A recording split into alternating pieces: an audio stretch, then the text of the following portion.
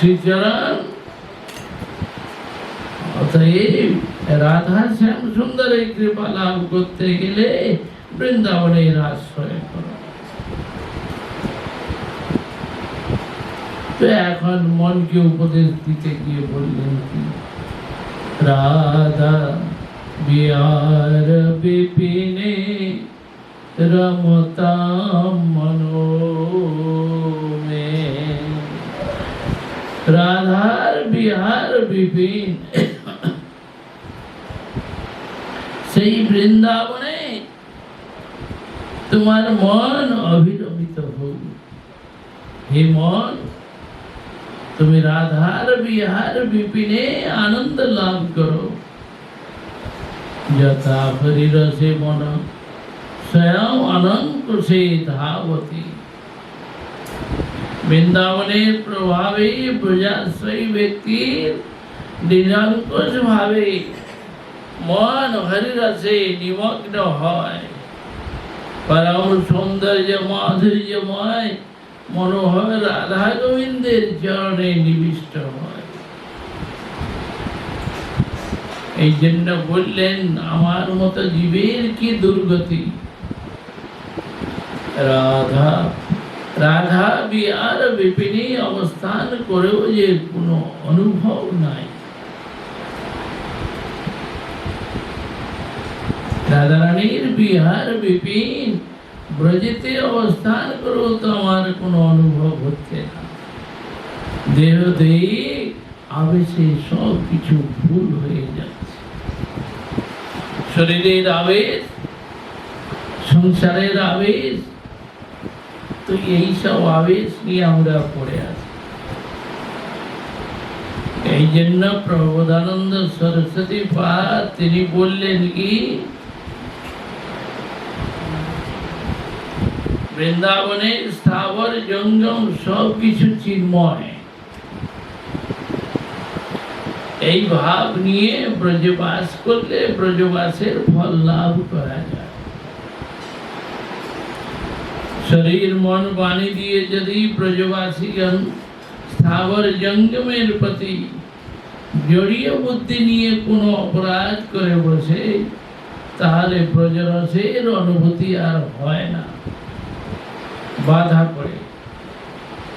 তাই আমার মতো জীবের রাধার বিহার বিপিনে বসবাস করেও যে কোনো অনুভব নাই। কেন? অপরাধই তার মূল কারণ। বৃন্দাবনের কৃপায় শ্রীপাদের সম্মুখে একটি মধুর লীলা স্ফূর্তি হতে লাগে। রাধা কুণ্ডের বনে লীলা কিশোর যুগলের মধুর বন বিহার লীলা স্ফূর্তি হতে লাগে। সখীগণ সঙ্গে যুগল মধুর বসন্ত ঋতুর বড় শোভা দর্শন করছে। এখন শ্রীল প্রবোধানন্দ সরস্বতী পাদ তিনি কিঙ্করী রূপে রাধারানীর পরিচর্যায় অনুরক্ত। তাই বিবিধ কুসুম সম্ভারে বনভূমি ভরপুর। বনের মধ্যে চারদিকে ফুলের সম্ভার, ফুল ফুটে আছে। গুঞ্জন পরায়ণ ভ্রমরের ফুলে ফুলে রসবিলাস। কোকিলের কুহুতানে রতিরসের বিপুল উদ্দীপনা। অপ্রাকৃত নবীন মদন রতি প্রিয়া স্বামিনী সখী মঞ্জরীগণে পরিবেষ্টিত হয়ে ব্রজেতে মদন গান করতে করতে চলেছে। পরস্পর কণ্ঠ আলিঙ্গিত অবস্থায় গজরাজ করিনি হাতে হাতিনীর মতো মধুর বন বিহারে অনুরক্ত। রাধা গোবিন্দ দুইজনেই বন বিহারে অনুরক্ত। তারা সুকণ্ঠে সখীগণ মধুর রসের উদ্দীপক যুগল বিলাস মাধুরী তারা গান করছে। কখনো প্রিয়তমকে সাজাইবার জন্য প্রিয়াজি নিজে হাতে পুষ্প চয়ন করছে। তাই স্বামিনীর পরস্পর্শে লতা মঞ্জরি প্রফুল্লিত হয়ে পুষ্প বিকাশ চলে যেন হাস্য করছে। অঙ্কুরোদ্গম ছলে পুলকিত হচ্ছে, মধুবর্ষণ ছলে যেন অশ্রু বর্ষা করছে। রাধারানীর হাতে স্পর্শ পেয়ে ফুলগুলি কখনো হাসছে, কখনো পুলকিত হচ্ছে, আর কখনো তারা অশ্রুধারা প্রবাহিত করছে। পুষ্প চয়নের সময় সখীগণ কত কত হাস্য পরিহাস রসের আস্বাদন করছে। তখন বিশাখা বলতে লাগলেন, সখী রাধে, এই লতার কুসুম গ্রহণ করিও না। বলে, এই লতার ফুল তুলবে না। বলে, কেন? না, লতাটি কৃষ্ণপক্ষ সরসা। এই যে কৃষ্ণপক্ষ সরসা, তোমার কাপড়টাও আটকে দিচ্ছি।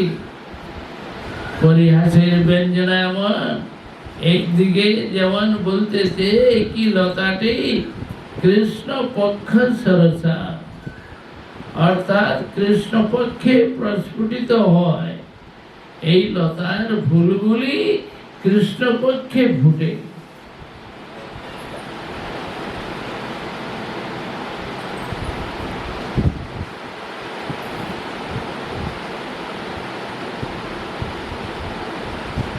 এই জন্য এই ফুলগুলো ভালো নয়, এইগুলো নিবে না। আবার অপরপক্ষে কি, এই লতা কৃষ্ণের পক্ষপাতী,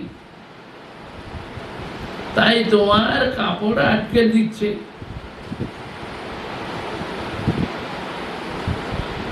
অতএব তোমার বস্ত্র আটকে দিয়ে কৃষ্ণের সহিত মিলনের কামনা করিতেছে। রাধারানী তখন বললেন কি, সখী বিশাখে, লতাটি তোর শুক্লপক্ষেই পুষ্প ধারণ করে। বলে, এই লতা শুক্লপক্ষে তো ফুল ফুটে, তুমি কৃষ্ণপক্ষ সরসা কেন বললে? তখন আমার বিরহ সহ্য না করতে পেরে আমার কাপড় ধরে আটকে দিচ্ছে। লতাতে স্বামিনীর নিজত্ব অভিমান, অর্থাৎ এই লতা আমার, এতে শুক্লপক্ষে ফুল ফুটে। রাধারানী বলতে চাচ্ছে, বিশাখা কখনো বলছেন কি, হে সখী রাধে, ওই দেখো তোমার মুখচন্দ্রের মধুপানের জন্য চঞ্চল ভ্রমরটা ছুটে আসছে। সাবধান হও, ভ্রমর কামড়ে দিবে। তার মানে শ্রীকৃষ্ণের আগমনের ব্যঞ্জনা।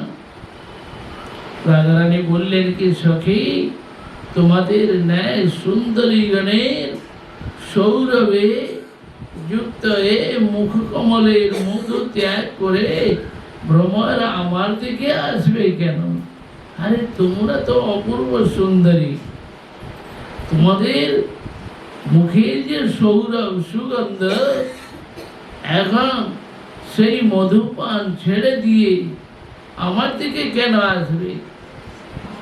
তুমি তো আমার মুখচন্দ্রের ন্যায়। তুমি তো বললে কি আমার মুখ চন্দ্রের মতো। রাধারানীর মুখটা কি চন্দ্রের মতো, কমলের মতো তো বলে নাই, চন্দ্রের মতো। তাহলে গন্ধহীন চন্দ্রে কি ভ্রমর আসক্ত হয়?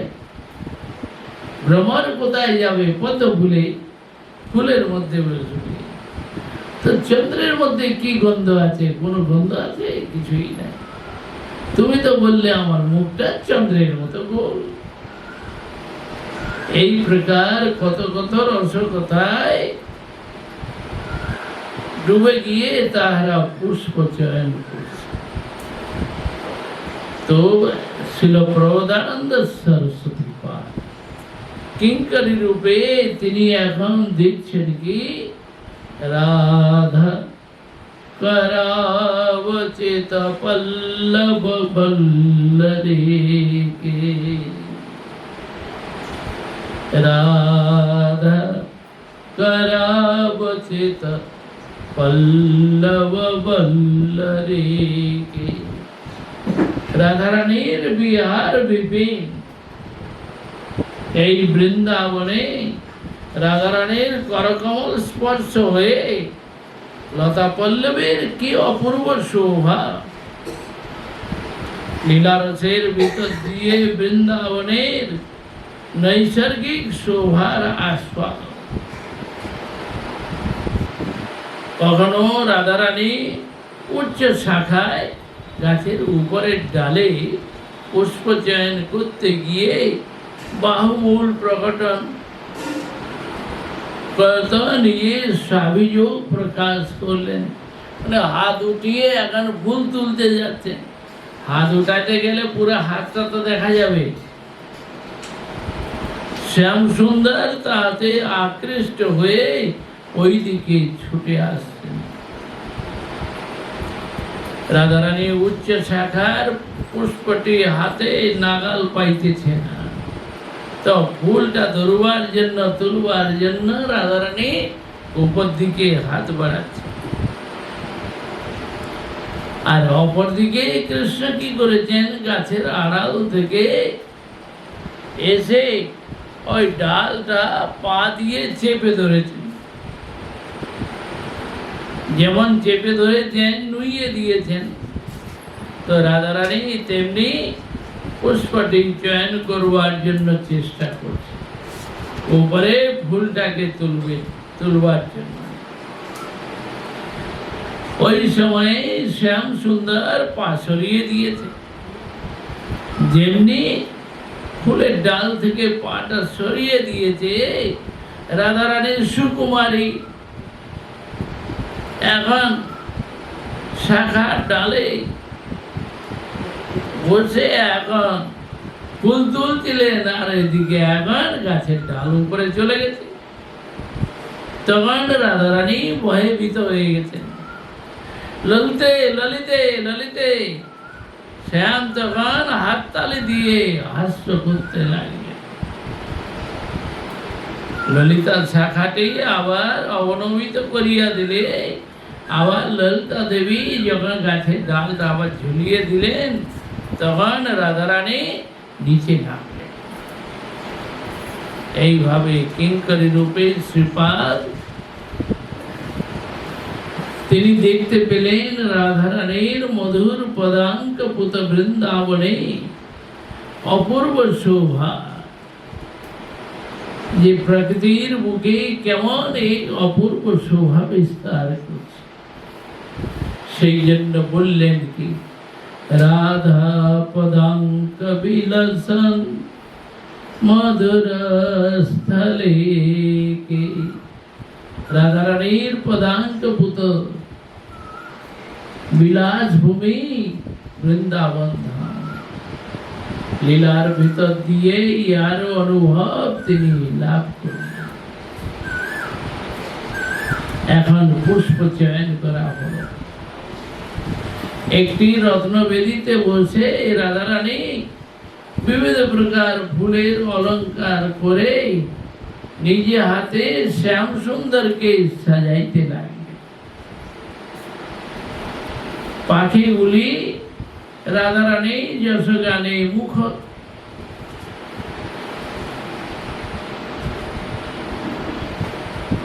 তো এইভাবে বৃন্দাবনে বলে গ্রীষ্ম বর্ষা শরৎ হেমন্ত শীত আদি ঋতুর মধ্যে বনবিহার লীলা হয়ে থাকে।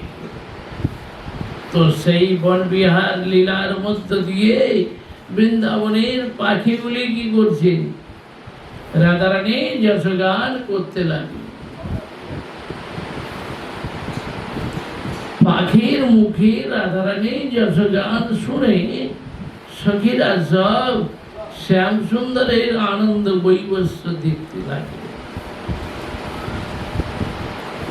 এইভাবে কোন বনে বৃক্ষ ডালে সুসারি তারা রাধা শ্যামের পরস্পরের পক্ষ অবলম্বন করে কলহ বিস্তার করছে। সখীগণ যুগল কিশোরকে আনন্দ রসে তারা ডুবিয়ে রাখছে। তাই ছিল প্রবোধানন্দ সরস্বতী পাদ দাসী রূপে তা অনুভব করছে। রাধা যশোর মুখর মস্তক বলি স্মরণনিষ্ঠ সাধক ভাবনা দ্বারা এই রসের আস্বাদন লাভ করেন। যুগলে লীলা মাধুরী সাধকের অন্তরে উৎকণ্ঠা ব্যাকুলতা জাগিয়ে তার সাক্ষাৎ সেবা প্রাপ্তির জন্য রাধারানী প্রাণকে সখীর প্রাণকে অধীর করে তোলে। তখন প্রতিনিয়ত চিত্ত বিরহ বিধুর হয়ে ওঠে।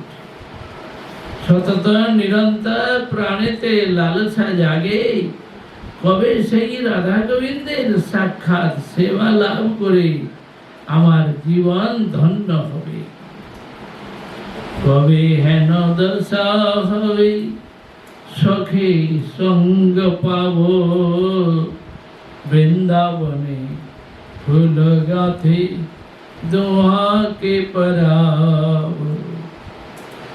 কবে বৃন্দাবনে কবে এমন দশা হবে যে সখীগণের সঙ্গ লাভ হবে, বৃন্দাবনে ফুল গেথে দুইজনকে পরাইব। সন্মুখে রইয়া কবে চামর ঢোলাব, অগুরু চন্দন গন্ধ দোহাই অঙ্গে দিব। সখীর আজ্ঞায় কবে তাম্বুল যোগাব, সিন্দুর তিলক কবে দোয়াকে পরাব। বিলাস কৌতুক কেলি হেরিব নয়নে, চন্দ্রমুখ নিরখিব বসায় সিংহাসনে। চন্দ্রমুখ নিরখিব বসায় সিংহাসনে। সদা সে মাধুরী দেখি মনের লালসে, কতদিনে হবে দয়া নরোত্তম দাসে। সদা সে মাধুরী দেখি মনের লালসে, কতদিনে হবে দয়া নরোত্তম দাসে। ছিল নরোত্তম ঠাকুর প্রার্থনা করছেন, কবে হবে কবে হেন দশা হবে সখী সঙ্গ পাব বৃন্দাবনে ফুল গাথে দোয়াকে পরাব। সন্মুখে রইয়া কবে চামর ঢুলাব, অগুরু চন্দন গন্ধ দোহাই অঙ্গে দিব। সখীর আজ্ঞায় কবে তাম্বুল যোগাব, সিন্দুর তিলক কবে